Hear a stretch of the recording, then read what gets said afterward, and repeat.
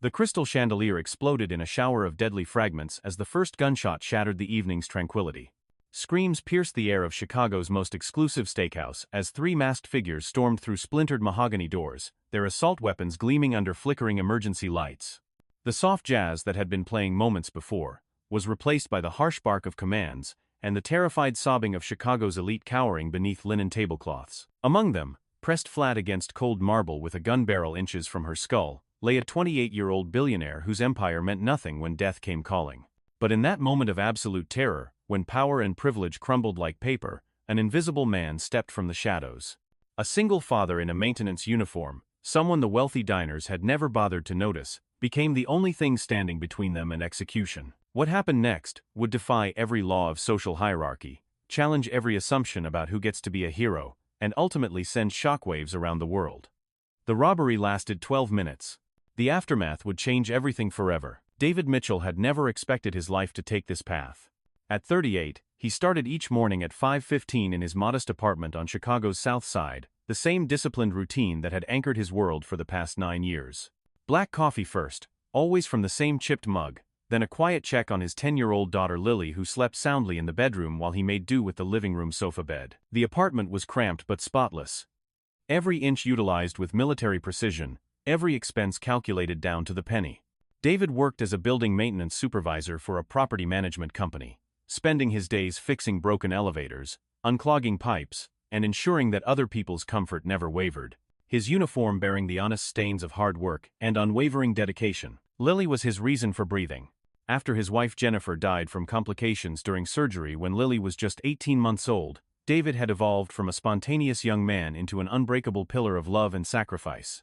He had taught himself to style her curly hair by watching countless online tutorials, became an expert at packing lunches that made her the envy of her classmates, and never missed a school event despite working overtime to pay the bills. The other parents recognized him as the dependable father who chaperoned every field trip, the one who somehow made his daughter beam with pride even when his own shoulders sagged with exhaustion. Financial stability remained elusive.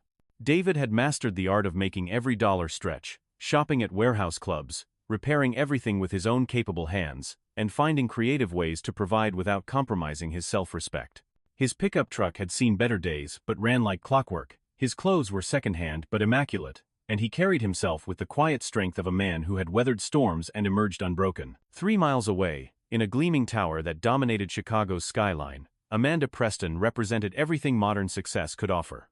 At 28, she had built a financial technology empire valued at $4 billion, her innovations disrupting traditional banking, and her name synonymous with visionary leadership. She had graduated summa cum laude from Northwestern at 19, launched her first venture capital fund at 21, and revolutionized digital payments before turning 26.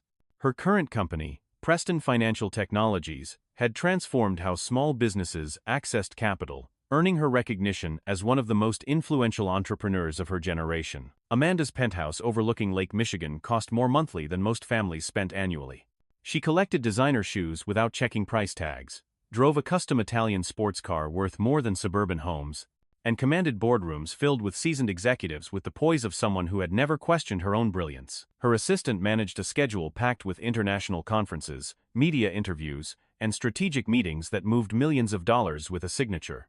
She spoke 3 languages fluently, held patents on 17 groundbreaking algorithms, and had been featured on the covers of Forbes, Time, and Fortune before her 27th birthday. Yet for all her achievements, Amanda lived within carefully constructed walls. Success had come at the cost of genuine connections. Her romantic relationships complicated by the constant question of whether people wanted her or her wealth. She trusted few, relied on herself completely, and had learned to view the world through the calculating lens of risk assessment and return on investment. Her friends were mostly fellow executives, her conversations dominated by market analysis and growth strategies, her emotional life as precisely managed as her stock portfolio. David and Amanda inhabited the same city but existed in entirely different universes. Their paths had no reason to cross, their social circles never overlapping, their daily concerns as distant as separate planets. David worried about Lily's upcoming school shoes, and whether his truck would pass inspection. Amanda concerned herself with quarterly earnings reports and potential acquisition targets worth hundreds of millions. They represented the vast chasm that defined modern America, the distance between those who built things with their hands and those who moved mountains with their minds. The collision of their worlds began on an unseasonably warm October evening at Morrison's Prime, Chicago's most prestigious steakhouse, where power lunches extended into power dinners and deals worth millions were sealed over aged whiskey. Amanda sat at her usual corner table, discussing a potential merger with 3 investment bankers, her black designer dress and pearl necklace marking her as royalty among the restaurant's elite clientele. She gestured with manicured hands as she outlined her expansion strategy, her voice carrying the confidence of someone accustomed to having her words treated as gospel. David had never intended to be there. Lily's school had organized a fundraising auction at Morrison's, partnering with the restaurant for an elegant evening designed to attract wealthy donors. As a parent volunteer, David had been asked to help with setup, ensuring the audio-visual equipment worked properly, and troubleshooting any technical issues that arose. He felt distinctly out of place among the silk dresses and expensive suits, his clean but inexpensive khakis and button-down shirt marking him as staff rather than guest. Their first encounter was brief but memorable. Amanda, engrossed in her phone call while walking to the restroom, collided directly with David as he emerged from the service corridor carrying a toolbox. The impact sent her designer clutch flying, its contents scattering across the marble floor. Her first instinct was irritation, her eyes flashing with the indignation of someone whose time was precious and whose space was sacred. "Watch where you're going," she snapped, not bothering to look at his face, as she knelt to collect her scattered belongings. "Some of us have important business to conduct." David immediately crouched to help, gathering her credit cards and phone with steady hands. "I apologize, ma'am. Let me help you with that." His voice carried no anger, only genuine concern for her inconvenience. He carefully handed her the clutch, ensuring nothing was missing, his calloused fingers a stark contrast to her polished ones. Amanda barely acknowledged his assistance, her attention already returning to her interrupted phone conversation. "Just be more careful next time," she muttered, dismissing him with the casual indifference reserved for service personnel. She swept away without another word, leaving David standing alone by the service corridor, watching her retreat with thoughtful eyes that revealed nothing of his inner reaction to her casual cruelty. The fundraising auction proceeded without incident, David ensuring every microphone worked perfectly, and every spotlight illuminated the correct artwork. Amanda concluded her business dinner, and prepared to leave, unaware that the maintenance worker she had dismissed so carelessly was the father of one of the scholarship recipients being honored that evening. She drove away in her sleek sports car, while David loaded his tools into his weathered truck, neither suspecting that fate had other plans for their fractured first impression. 2 weeks later, their paths crossed again at Morrison's Prime, this time under circumstances that would test every assumption about courage and leadership. Amanda was hosting a celebration dinner for her company's latest achievement, securing a government contract worth $200 million. 25 of her top executives and key investors filled the restaurant's private dining room, toasting their success with champagne that cost more per bottle than most people's weekly salary. The atmosphere was electric with triumph and possibility, conversation flowing as freely as the premium wine. David was working late that evening, called in to repair a malfunctioning climate control system in the restaurant's kitchen. The November night was bitter cold outside, but the kitchen's equipment failure threatened to shut down service entirely. He worked methodically in the basement, his toolbox spread around him, as he diagnosed and fixed the complex mechanical systems that kept the upscale establishment running smoothly. At exactly 9:47, 3 armed men burst through Morrison's front entrance, their faces covered by ski masks, their intentions immediately clear. The tallest one carried a military-style assault rifle, while his companions wielded handguns with practiced confidence. They moved with the precision of professionals, quickly herding terrified diners into the center of the main dining room while shouting commands in harsh, demanding voices. "Everyone on the ground. Now." Phones on the tables, wallets out, jewelry off. The leader's voice cut through the shocked silence like a blade. "This is a robbery, not a massacre, but that can change real fast if anyone tries to be a hero." Amanda found herself pressed against the cold marble floor, alongside her executives, her mind racing to process the surreal transformation of her triumphant evening into a nightmare scenario. She had read about such incidents, seen them in movies, but never imagined herself as a victim. Her usual confidence evaporated as she stared at the barrel of the gunman's weapon, her hands trembling as she removed her diamond earrings and Cartier watch. The robbers worked systematically, collecting valuables while keeping their weapons trained on the crowd. They seemed particularly interested in Amanda's table, recognizing her as the evening's primary target. "You're the tech billionaire, right?" the leader asked, his voice carrying disturbing familiarity. "Amanda Preston, the golden girl of Chicago business. Tonight's your lucky night, sweetheart. You're going to make us very rich." Terror paralyzed the dining room. Grown men who commanded corporate empires cowered like children, their power reduced to nothing by the simple presence of violence. Women who normally exuded confidence pressed their faces to the floor, hoping invisibility might save them. The robbers fed on the fear, their confidence growing with each passing minute of absolute control. David heard the commotion from the basement, the sound of shouting and screaming filtering through the building's infrastructure. His military training from 2 decades earlier instantly activated, his body moving with remembered precision as he assessed the situation. He had served 4 years in the army before Jennifer's pregnancy brought him home, spending 18 months deployed in Afghanistan where life or death decisions were daily routine. Those skills had lain dormant for years, but they had never disappeared. He climbed the service stairs quietly, using his building maintenance access to observe the situation from multiple angles. 3 gunmen, approximately 25 hostages, weapons that appeared fully loaded and ready. The robbers were focused on collecting valuables, but their body language suggested growing agitation and impatience. David recognized the signs of an operation that was taking longer than planned, which meant the situation was becoming increasingly dangerous for everyone involved. From his concealed position, David could see Amanda in the center of the room, her usual composure shattered as she complied with the gunman's demands. She no longer looked like the powerful CEO who had dismissed him with casual cruelty.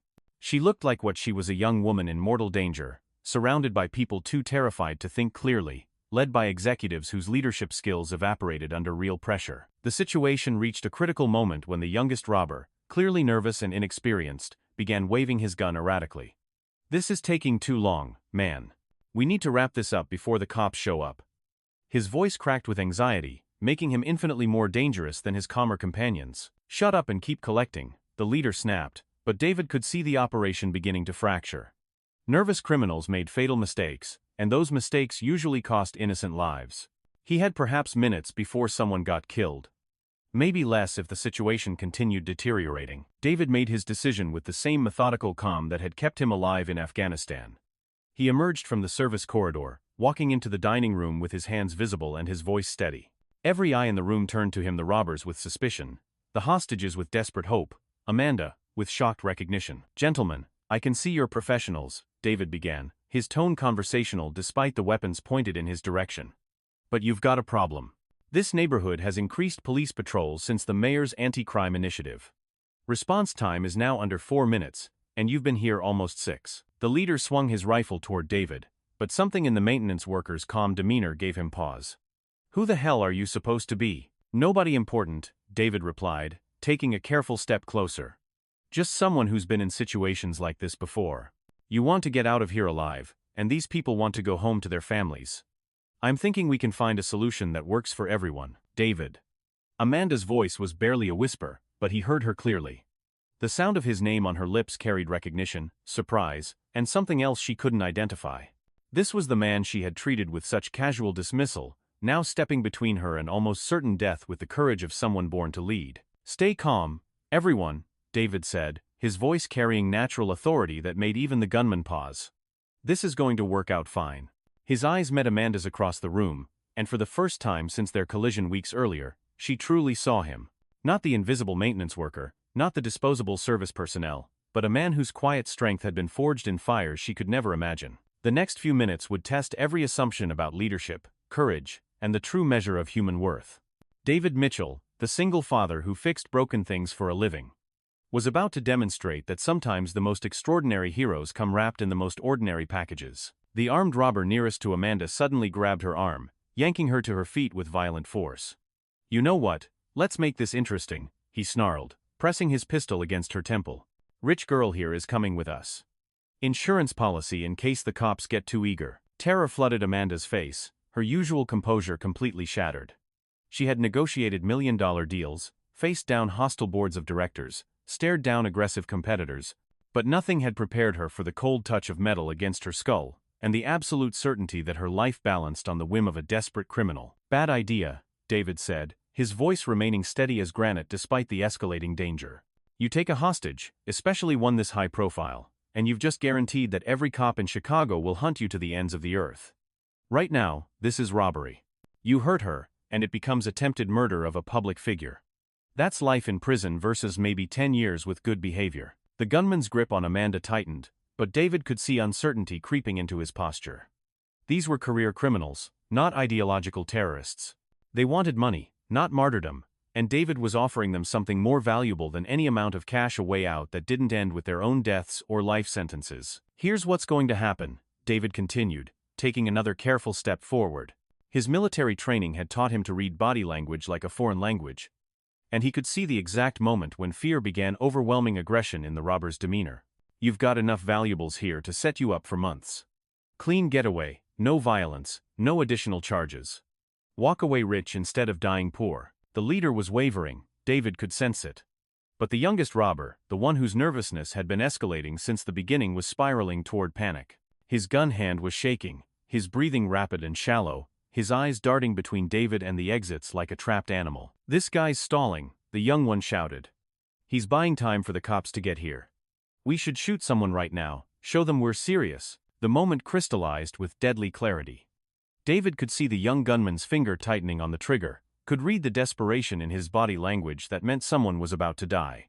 Training and instinct merged, 20 years of dormant muscle memory surging back to life in the space between heartbeats. David moved with the fluid precision of someone who had learned combat in places where hesitation meant death. He lunged forward and to the right, using his body weight to tackle the young gunman while simultaneously shouting, "Everyone down, stay down." His shoulder connected with the robber's midsection, sending them both crashing into a nearby table in a shower of breaking glass and scattered silverware. The room erupted into chaos.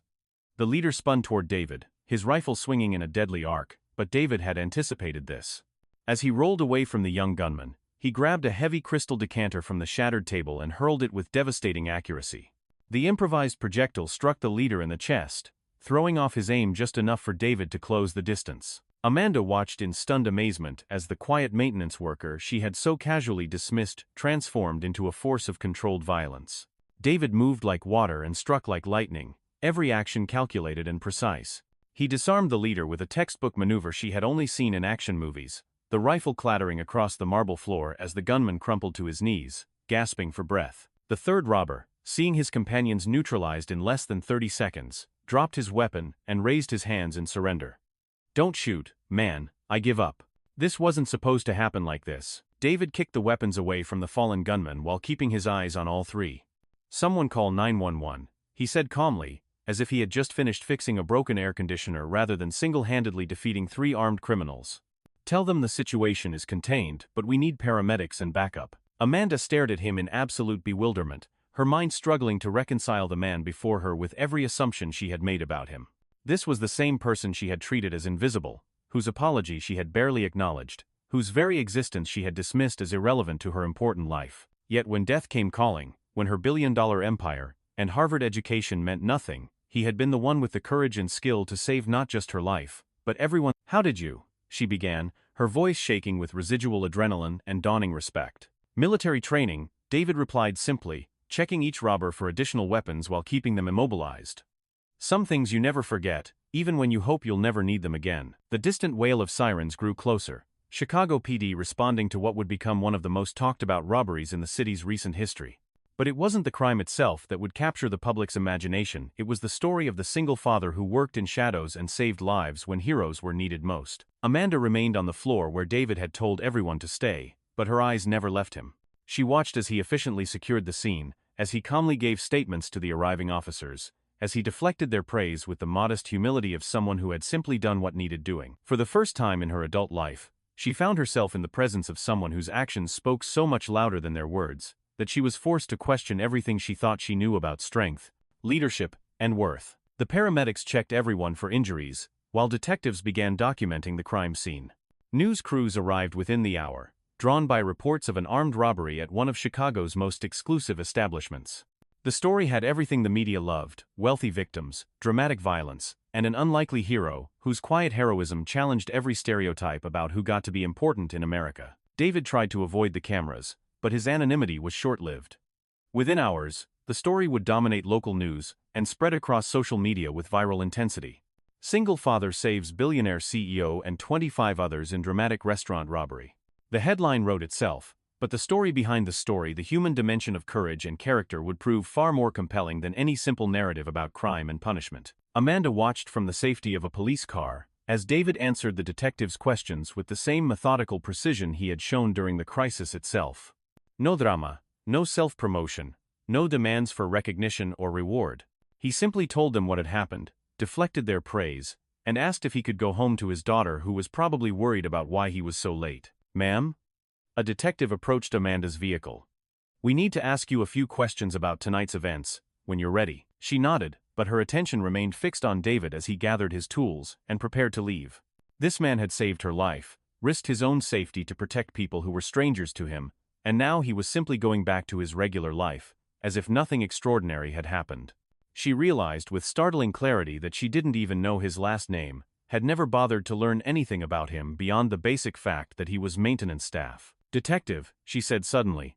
"That man who stopped the robbery, David. I need his contact information." The detective looked surprised. "Any particular reason, ma'am?" "He's already given his statement." Amanda struggled to articulate what she was feeling. "He saved my life. I owe him more than I can possibly express. And I just realized I know almost nothing about him. That seems like something I should fix." The detective smiled. "David Mitchell. He's a good man, been helping us with community outreach programs for a couple years now. Volunteers with the youth center, mentors kids who've lost parents. Never asks for anything in return." The detective's respect was obvious. "Yeah. I can get you his information. But fair warning, he's not the kind of guy who's looking for rewards or recognition." As David's truck disappeared into the Chicago night, Amanda made a decision that would change both their lives. She was going to find out who David Mitchell really was, beyond the uniform and the toolbox and her own shameful assumptions. The woman who had built a billion-dollar empire by recognizing undervalued assets had just discovered that the most valuable thing in her world had been right in front of her all along. She had just been too blind to see it. The next morning brought a media storm that neither David nor Amanda had anticipated.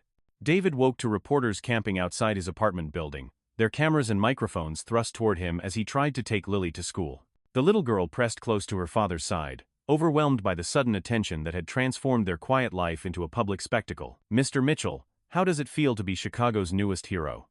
The questions came rapid-fire from multiple directions. "Will you accept the mayor's offer to honor you at next week's city council meeting? What do you want people to know about what happened last night?" David shielded Lily from the cameras, while maintaining his characteristic calm. "I'm just a regular guy, who did what anyone would do in that situation. The real heroes are the first responders who put their lives on the line every day. I was just in the right place at the right time." But the media narrative had already solidified around a more compelling story, the humble maintenance worker whose courage had saved Chicago's business elite, including the city's most famous young billionaire. The contrast was too perfect, the symbolism too powerful to ignore. Here was proof that heroism came in unexpected packages. That the people society overlooked were often the ones who stepped forward when leadership was needed most. Amanda watched the coverage from her penthouse, her breakfast growing cold as she absorbed the details of David's life that reporters had quickly uncovered. Single father raising his daughter alone after losing his wife. Veteran who served his country overseas. Community volunteer who gave his time to help at-risk youth. The man she had dismissed as insignificant was, in fact, exactly the kind of person who made the world better through quiet acts of service and sacrifice. The more she learned, the more ashamed she became of her initial treatment of him. She had judged him based on his job and his clothes, had assumed that economic status equaled human worth, had treated him as invisible because his life didn't directly impact hers. The irony was crushing. She, who prided herself on recognizing value where others saw none, had been utterly blind to the most valuable person in her proximity. Her assistant knocked on the office door. "Miss Preston? Channel 7 wants to schedule an exclusive interview about last night. They're particularly interested in your thoughts about David Mitchell's actions." Amanda stared out at the Chicago skyline, her reflection ghost-like in the floor-to-ceiling windows. "Cancel all my meetings today. I need to do something more important than talk to reporters." "What should I tell them about rescheduling?" "Tell them I'm learning the difference between being newsworthy and being worthwhile." Amanda spent the morning researching everything she could find about David Mitchell. Public records revealed a modest life lived with dignity, a small apartment in a working-class neighborhood, a daughter who attended public school on a partial scholarship, a man who had never asked for anything from anyone, despite having every right to expect society's support after his military service and personal tragedy. She discovered that he volunteered at the YMCA, teaching basic home repair skills to single mothers. He coached a little league team in his spare time, buying equipment with his own money when the league's budget couldn't cover it. He had quietly paid for groceries for elderly neighbors during the worst of the pandemic, never seeking recognition or reimbursement. The man who had saved her life was someone who saved pieces of the world every day, in small ways that mattered enormously to the people he helped. The contrast with her own life was stark and humbling. She had built her fortune by identifying market inefficiencies and exploiting them for profit. She attended charity galas where tickets cost more than David's monthly rent, writing checks that were tax-deductible and photographed by society reporters. Her philanthropy was strategic, calculated to enhance her reputation while providing genuine help. David's generosity was reflexive, personal, and invisible, the kind that came from someone who understood struggle intimately and couldn't bear to see others suffer when he had the power to help. By noon, Amanda had made a decision that surprised even her. She drove her expensive car to David's modest neighborhood, parked outside his apartment building, and waited. She had no plan, no agenda, beyond the simple recognition that she owed him more than gratitude. She owed him an apology for her blindness and an opportunity to make things right. David returned from taking Lily to school, his truck pulling into the cramped parking space beside her gleaming sports car. The juxtaposition was almost comical, her vehicle worth more than his annual salary sitting next to his reliable but aging pickup like a visitor from another planet.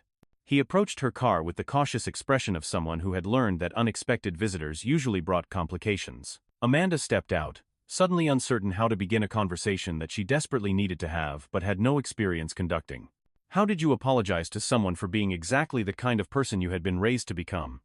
How did you acknowledge that everything you thought you knew about worth and value was wrong? David, she began, her voice lacking its usual confidence. I wanted to thank you properly for last night. And I wanted to apologize for how I treated you when we first met. He looked genuinely surprised, not by her presence, but by her acknowledgement of their earlier encounter. You don't need to apologize, Miss Preston. You were having a difficult day, and accidents happen. No, that's not true. Amanda felt the weight of her own honesty.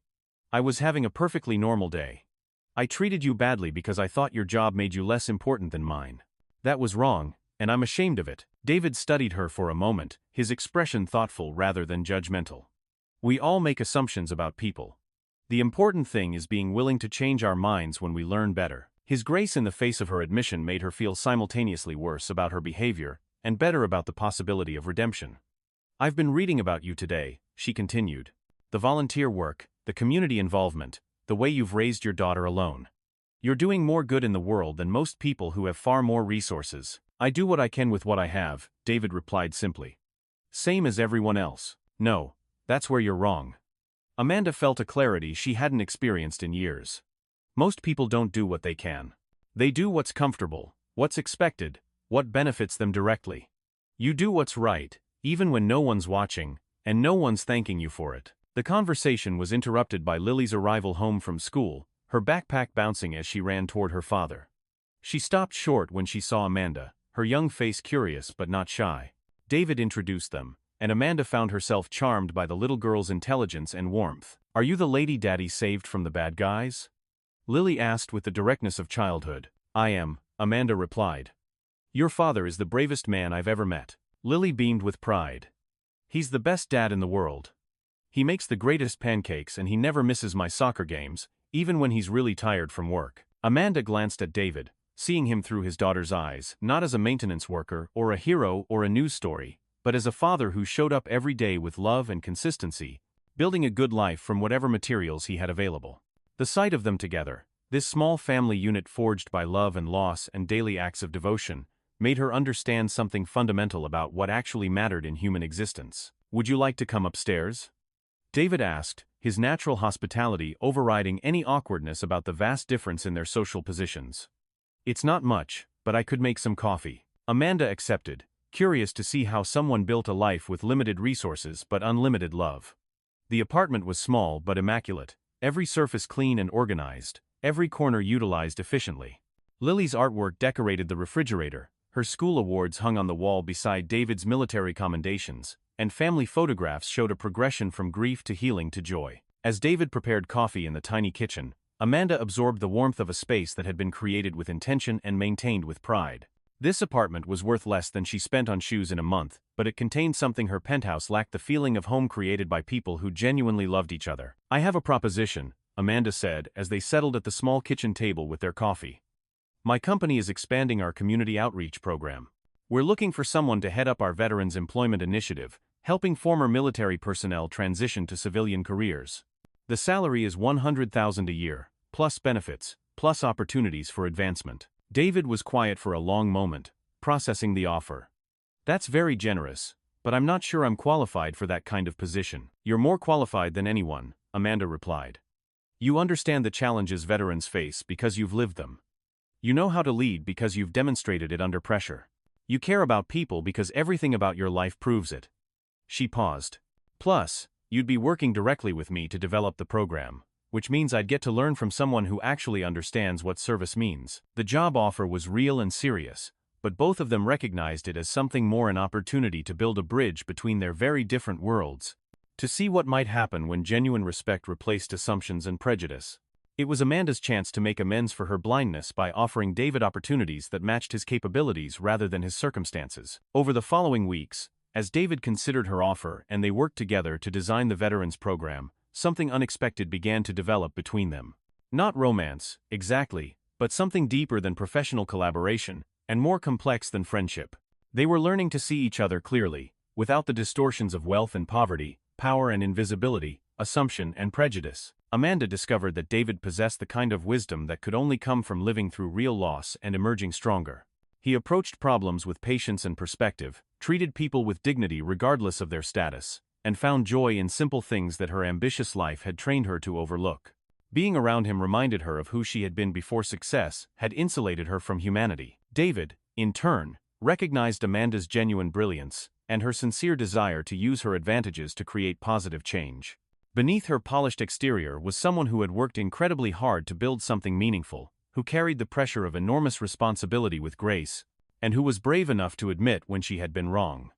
Her wealth hadn't corrupted her, it had simply isolated her from experiences that would have taught her different lessons about what mattered. The media attention gradually faded, but the friendship that emerged from that terrifying night continued to deepen. David accepted Amanda's job offer, bringing his skills and perspective to her company's philanthropic efforts. Amanda found herself spending time in neighborhoods she had never visited, meeting people whose struggles she had never considered, learning about the city she lived in from someone who had navigated it without privilege or protection. 3 months after the robbery, Amanda held a press conference to announce the expansion of Preston Financial Technology's community investment program. Standing beside her at the podium was David Mitchell, no longer wearing a maintenance uniform but dressed in a well-fitting suit, his quiet confidence intact despite the dramatically different setting. The events of that October evening taught me something crucial about leadership, Amanda told the assembled reporters and business leaders. Real courage isn't about having the most resources or the loudest voice. It's about having the character to act when action is needed, regardless of the personal cost. David Mitchell demonstrated that kind of courage when he saved 26 people from a dangerous situation. But that wasn't unusual for him, it's what he's been doing his whole life, just on a smaller scale and without cameras present. She turned to look at David, her expression carrying respect that everyone in the room could see. The best leaders aren't always the ones sitting in boardrooms or appearing on magazine covers. Sometimes they're the ones fixing what's broken, helping who needs help, and showing up every day without expecting recognition. I'm grateful that circumstance gave me the opportunity to learn from someone whose definition of success puts mine to shame. David stepped to the microphone, uncomfortable with attention but committed to the message. The only thing I want people to take from all this is that we're all more connected than we think. The person fixing your elevator, or cleaning your office, or serving your coffee might be exactly who you need when everything goes wrong. We should treat each other with kindness, not because we might need something someday, but because everyone deserves dignity and respect. The press conference marked a new beginning for both of them. Amanda's company launched the most comprehensive veteran employment program in Chicago's history, with David as its director. His combination of military experience, civilian struggle, and natural empathy made him uniquely qualified to help former service members find meaningful work and stable lives. But the real story wasn't about job programs or corporate social responsibility.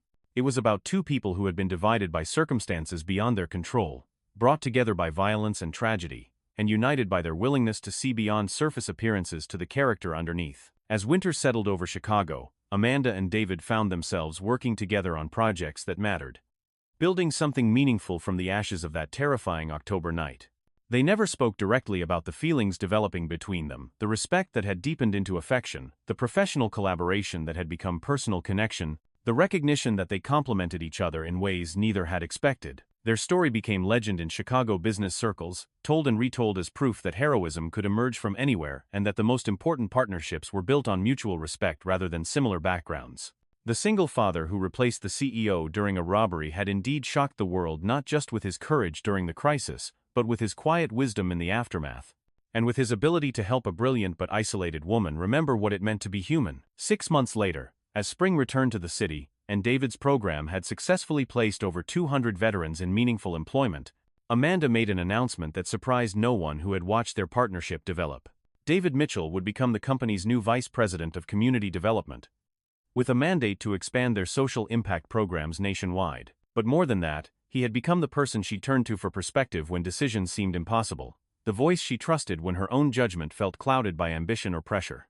He had taught her that true leadership meant serving others rather than commanding them, that real strength came from lifting people up rather than climbing over them, and that the best partnerships were built on shared values rather than comparable bank accounts. Their story proved that sometimes the most profound connections begin with the most unlikely encounters, that courage reveals character more clearly than comfort ever could, and that the people who change our lives most dramatically are often the ones we almost overlook entirely. In a world increasingly divided by economics and opportunity, they had built a bridge based on recognition of human worth that transcended all artificial barriers. The single father who had stepped forward during a moment of crisis had done more than save lives that October night. He had reminded everyone watching that heroism was a choice available to anyone, that leadership was about character rather than position, and that the most important qualities, courage, kindness, integrity, were distributed without regard to wealth or status. Most importantly, he had shown one brilliant but isolated woman that the best partnerships in life were built not on what people had, but on who they chose to be when everything was on the line.